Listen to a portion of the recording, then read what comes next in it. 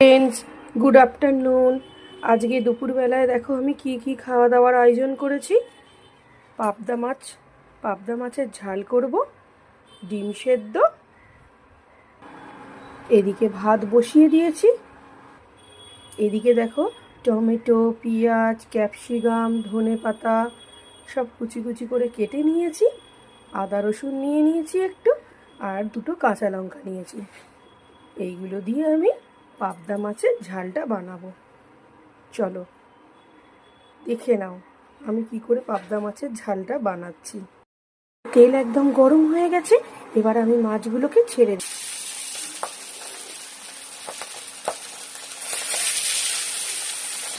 মাছগুলো সব আমার ভাজা হয়ে গেছে। ওই মাছ ভাজার তেলেই আমি একটু কালো জিরে আর দুটো কাঁচা লঙ্কা ফোড়ন দিয়ে দিই।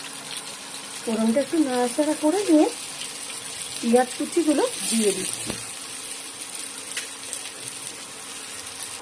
পেঁয়াজগুলো একটু হালকা করে ভেজে নিয়ে এর মধ্যে আমি টমেটো কুচি,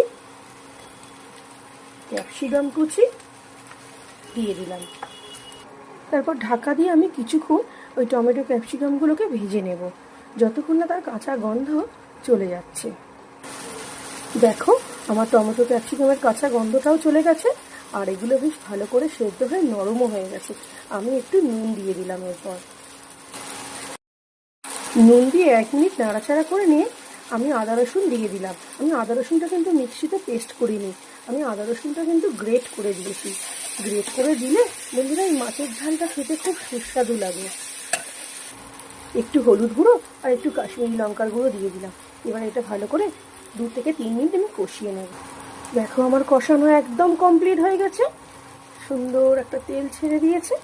এবার আমি একটু গরম জল দিয়ে দেবো। জল দিয়ে দিয়েছি, এটা এবার ফোটার অপেক্ষায়। ঝোল একদম ফোটা শুরু করে দিয়েছে, আমি এক এক করে মাছগুলোকে ছেড়ে দিচ্ছি।